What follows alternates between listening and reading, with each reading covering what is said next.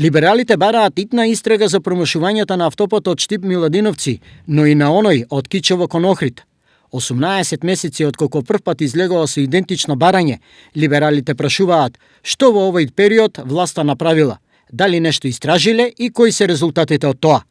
Либерална партија пред 18 месеци бараше надлежните органи да направат темелна истрага врз геодетските и геолошки компании заради нестручност и грешки во проектната документација. Надзорниот орган кој ја дозволил изградбата врз погрешна проектна документација, градежната компанија и незините македонски подизведувачи поради употребата на лошите градежни материјали.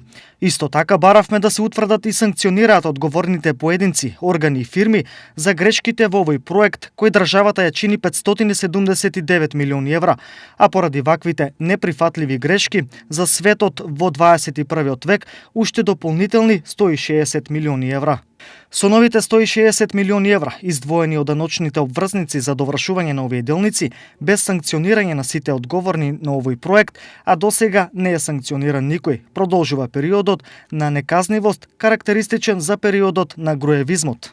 Се вели во соопштението на Либералната партија.